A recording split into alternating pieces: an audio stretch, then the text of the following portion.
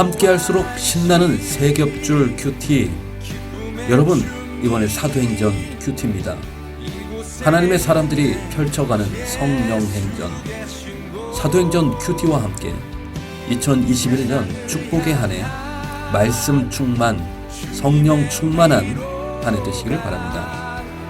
우리를 통해 흘러가리라. 오늘은 사도행전 6장인데요.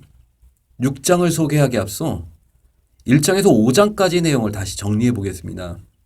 장별로 제목을 붙여보았습니다. 1장의 제목은 약속입니다. 예수님이 승천하시면서 제자들에게 약속을 주십니다. 아주 중요한 약속. 너에게 성령을 부어주시겠다는 약속이죠. 그 약속이 말 때까지 예루살렘 떠나지 말고 모여서 합심하여 기도하라. 이 내용이 1장이죠. 2장의 제목은 성령입니다.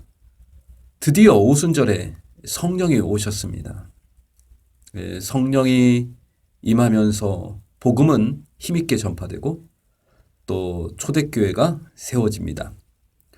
3장의 제목은 기적입니다. 기적. 베드로가 행한 기적이죠.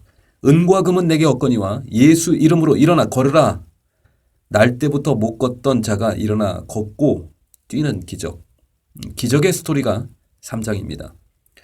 4장은 고난입니다. 고난 속에서도 복음을 전하고 고난 속에서도 더욱 기도하고 고난 속에서도 더욱 성숙해가는 교회의 모습을 보여주고 있죠. 5장의 제목은 거룩입니다. 기억하시죠? 아나니아 삽비라 사건. 거짓과 죄악을 드러내시는 성령님. 또 외적인 박해와 고난을 통해서 교회가 더욱 거룩해져 간다는 내용이죠. 여기까지가 5장의 내용입니다. 오늘은 사도행전 6장인데요. 제목은 새 일꾼을 세우는 교회입니다. 간추린 내용 지금부터 소개하겠습니다. 6장에서는 교회가 급성장합니다. 그러면서 교회 내 갈등이 생기는데요. 사람이 많아지니까 문제가 생기는 겁니다. 이런 문제를 보고 사도들은 교회 내 새로운 일꾼들을 세우게 됩니다. 성령과 지혜가 충만한 새 일꾼 7명을 세운다는 이야기인데요. 이로써 교회는 더 힘있게 부흥해 갑니다. 교회 내에는 히브리파 유대인 또 헬라파 유대인 사이에 갈등이 있었습니다. 당시 교회 안에는 두 종류의 유대인들이 있었는데요. 헬라파 유대인과 히브리파 유대인입니다. 이들은 모두 예수 그리스도를 믿는 교회의 성도들입니다. 그런데 히브리파 유대인은요, 이스라엘 본토에 거주하면서 히브리 언어를 사용하던 정통 유대인입니다. 반면에 헬라파 유대인은 이스라엘 지역이 아닌 다른 지역에서 헬라어를 사용하면서 흩어져 살던 유대인들이었죠. 이들이 다시 예루살렘에 돌아와 살게 되었는데요. 이들은 헬라 문화 지역 출신이라 해서 헬라파 유대인이라고 불렀습니다. 이렇게 당시 초대교회 안에는 두 종류의 유대인들이 함께 예수님을 믿고 있었던 거죠. 근데 이 둘 사이에 갈등이 생깁니다. 갈등의 원인은 가난한 과부를 돕는 사역 때문입니다. 교회가 가난한 과부들에게 매일의 양식을 공급해 주었는데요.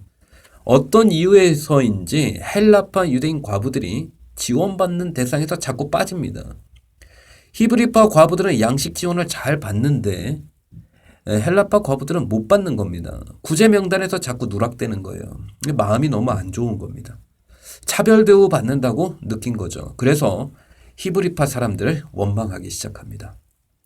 그러나 이것은 아마 고의적인 누락이라기보다는 교회의 규모가 갑자기 커지면서 발생한 실수로 보입니다. 이런 갈등의 문제를 해결하기 위해서 12사도들은 제자들을 불러놓고 이야기합니다. 형제들아, 성령과 지혜가 충만한 자 너희 중에 칭찬받는 7사람을 선택하라.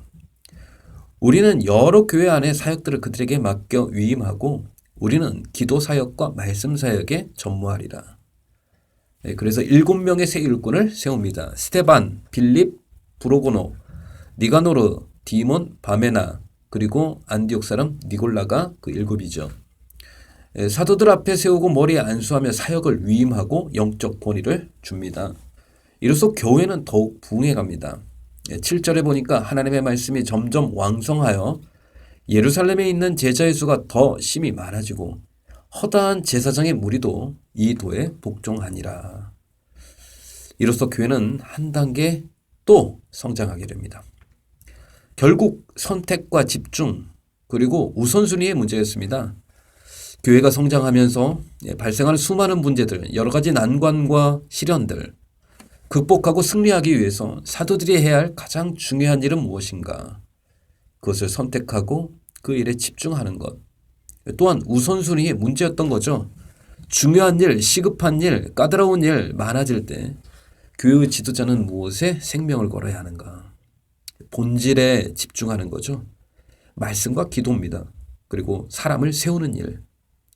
이 일에 우선순위를 둔 것이죠. 결국 신앙생활은 우리 삶의 우선순위를 바르게 정하는 일입니다. 하나님과의 관계, 그 우선순위죠. 말씀과 기도. 우선순위가 바르게 세워질 때 저와 여러분의 삶에 은혜와 형통이 넘치게 될 줄 믿습니다. 여러분, 6장에서는요, 교회의 본질, 사람을 세운다는 면에서 아주 중요한 장입니다. 사도행전 1장에서 5장까지는 베드로를 중심으로 한 복음 선포였다면 바로 6장부터는요. 12사도를 넘어서는 복음의 새 일꾼들이 세워지고 그 새 일꾼들을 통해서 복음이 더 많은 지역으로 확장되어 감을 보여줍니다. 그래서 7장에는 순교자인 스데반이 나오고요. 8장에는 사마리아 땅 복음 전하는 전도자 빌립이 나옵니다. 그리고 9장에는 그 위대한 선교사 사도 바울이 등장합니다. 사도행전 교회는 사람을 세우는 교회입니다. 예수님도 사람 세우는 일에 집중하셨습니다. 한 영혼을 구원하고 치유하고 예수님 제자로 세우라는 것이 주님의 명령입니다. 교회에 맡기신 사명이죠. 그 사명 잘 감당하여 주님께 영광 돌리는 저와 여러분 되시기를 주님의 이름으로 축복합니다. 하나님 아버지, 사도행전 교회, 사람을 세우는 교회, 그 영광스러운 교회를 이곳에 세워 주시옵소서. 다윗과 같은 참된 예배자, 다니엘과 같은 중보기도자, 바울과 같은 복음 전도자를 세우는 교회, 예수님의 제자를 세우는 교회가 되게 하여 주옵소서. 예수님의 이름으로 기도합니다. 아멘.